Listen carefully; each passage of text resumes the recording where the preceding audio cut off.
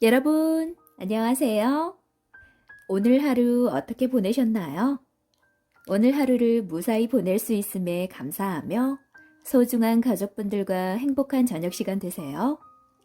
그럼 오늘도 재미있는 동화 속으로 숑숑숑. 신기한 피리. 먼 옛날 우리나라는 고구려, 백제, 신라 이렇게 세 나라로 나뉘어 있었습니다. 삼국을 하나로 통일한 것은 신라였죠. 그러나 삼국의 땅이 하나가 되었다고 백성들까지 금세 하나가 되는 것은 아니었습니다. 게다가 바다 건너 외국까지 도적질을 일삼아 나라는 하루도 평안한 날이 없었습니다. 통일을 이룩한 문무왕은 고민 끝에 동해안 산기슭에 절을 짓기로 하였습니다. 고구려, 백제, 신라의 백성이 모두 부처님을 믿으니 절을 지어 백성들의 마음을 달래고 부처님의 힘으로 외구의 침략도 막으려 한 것입니다. 아쉽게도 문무왕은 절이 다 세워지기도 전에 병이 들고 말았습니다. 내가 죽거든 동해에 묻어다오. 내가 죽어서도 용이 되어 나라를 지킬 것이다. 그렇게 문무왕은 세상을 떠나고 뒤를 이어 신문왕이 왕위에 올랐습니다. 신문왕은 동해의 큰 바위에서 아버지의 장례를 치르고 그 바위를 대왕암이라고 이름 지었죠.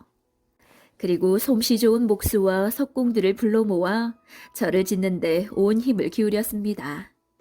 드디어 내일이면 모든 공사가 마무리되는 날입니다.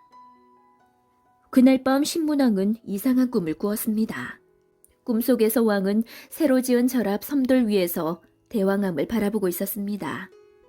그런데 갑자기 대왕암에서 한 줄기 빛이 솟아오르는 게 아니겠습니까?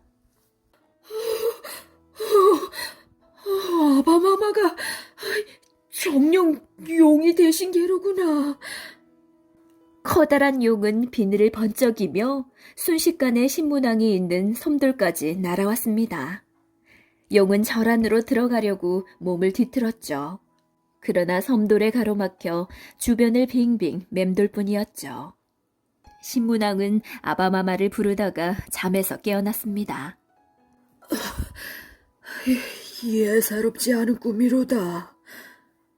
밖으로 나가보니 완성된 절이 눈앞에 펼쳐졌습니다. 꿈에서 본 모습 그대로였습니다. 신문왕이 꿈속에서 본 섬돌 앞에 가보니 용이 맴돌았던 흔적이 고스란히 남아있었습니다. 신문왕은 석공을 시켜 섬돌에 구멍을 뚫었습니다. 용이 된 아버지가 자유롭게 절에 드나들 수 있도록 뚫은 구멍이었죠. 그리고 절의 이름을 가문사라 지었습니다. 가문사는 아버지의 은혜에 감사한다는 뜻입니다. 그로부터 1년이 훌쩍 지난 어느 날이었습니다. 동해를 지키던 관리가 황급히 신문왕을 찾아왔습니다. 동해 바다에 거북 모양의 바위섬이 있는데 가무사 쪽으로 떠내려와 물결을 따라 올라가고 있사옵니다. 신문왕은 하늘의 변화를 보고 점을 치는 일관을 불렀습니다. 이것이 좋은 일인지 나쁜 일인지 알아보라고 명령했죠. 일관은 한참 점괘를 들여다보더니 입을 열었습니다. 거룩하신 문무대왕께서는 바다를 지키는 용이 되셨고 삼국 통일에 큰 공을 세운 김유신 장군께서는 하늘의 신이 되셨습니다. 두 분께서 나라를 지킬 보물을 내리려 하시니 어서 가셔서 그 뜻을 받드시옵소서.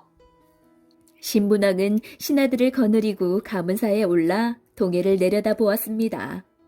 듣던 대로 푸른 물결 위에 거북 모양의 바위섬이 흔들거리고 섬 위에는 대나무 두 그루가 꼿꼿이 서 있었습니다. 그런데 날이 저물기가 무섭게 땅과 하늘이 뒤흔들리더니 두 그루인 줄만 알았던 대나무가 하나로 합쳐졌습니다. 낮에는 둘이었다가 밤이 되면 하나로 합쳐지는 대나무라. 신문왕은 날이 밝는 대로 배를 띄우라 명을 내렸습니다. 이튿날 아침이 되자 갑자기 먹구름이 세상을 뒤덮었습니다. 이어 천둥번개가 내리치며 거센 비바람이 몰아쳤죠. 바다를 건너기는커녕 배를 띄울 수조차 없었습니다. 다음 날에도 또 다음 날에도 비바람은 그칠 줄 몰랐습니다. 칠흑 같은 어둠과 휘몰아치는 비바람은 7일 낮밤이나 이어졌죠. 그동안에도 대나무는 낮이면 둘이 되었다가 밤이면 하나로 합쳐지기를 거듭했죠. 그렇게 기다리고 기다린 지 8일째 되던 날 아침, 마침내 어지러운 날은 물러가고 맑게 갠 하늘에 밝은 해가 떠올랐습니다. 신문왕은 크게 기뻐하며 외쳤습니다. 어서 배를 띄워라. 당장 저 섬으로 갈 것이다. 배는 잔잔한 물결을 헤치고 금세 바위섬에 닿았습니다. 신문왕이 배에서 내려 섬에 막 발을 내디뎠을 때의 일입니다. 바다에서 불쑥 용이 솟구쳐 오르더니 검은 옥으로 만든 허리띠를 공손히 내밀었습니다. 문무대왕과 김유신 장군께서 보내신 선물입니다. 신문왕은 용을 맞이하며 물었습니다. 어찌하여 이 섬의 대나무가 갈라졌다 합쳐졌다 하는가? 한 손으로 손뼉을 치면 소리가 나지 않지만 두 손으로 손뼉을 치면 소리가 나는 것과 같은 뜻입니다. 이 대나무도 하나로 합쳐진 다음에야 소리가 날 테니 왕께서 이 대나무를 가져다가 피리를 만들어 불면 어지러움이 잦아들고 천하가 평화로워질 것입니다. 신문왕은 놀랍기도 하고 기쁘기도 하여 오색찬란한 비단과 금과 옥으로 용에게 보답을 하였습니다. 그리고 날이 저물기를 기다려 하나가 된 대나무를 베도록 하였습니다. 신문왕이 섬에서 나올 때 보니 산과 용은 호련히 사라져서 보이지 않았습니다. 신문왕은 가문사에서 하룻밤을 묵은 뒤 궁궐로 향했습니다. 신문왕이 잠시 수레를 멈추고 쉬고 있는데 궁을 지키던 태자가 마중을 나왔습니다. 신문왕은 태자에게 그동안의 일을 들려주고는 용이 준 검은 옥 허리띠를 보여주었어요. 태자는 허리띠를 찬찬히 살펴보다가 이렇게 말했습니다.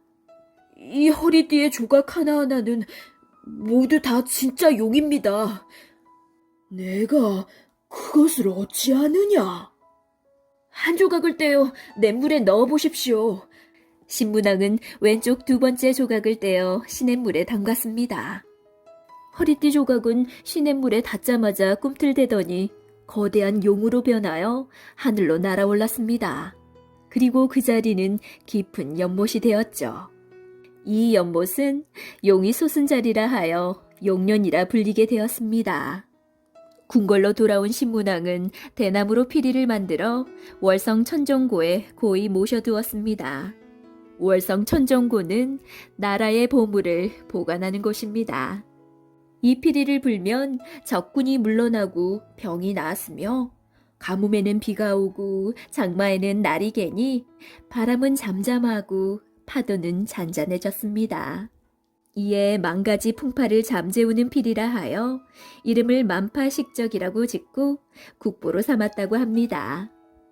신기한 피리 이야기는 피리를 불면 나라 안의 모든 근심과 걱정이 사라졌다는 만파식적에 관한 내용이에요. 이 이야기의 배경은 신라가 삼국을 통일한 직후 삼국의 백성이 서로 어울리지 못해 나란히 어수선할 때예요. 백성들이 하루빨리 평화롭게 살기를 바라는 마음으로 이야기가 나오지 않았을까요? 우리나라 역사상 첫 통일 국가는 신라입니다.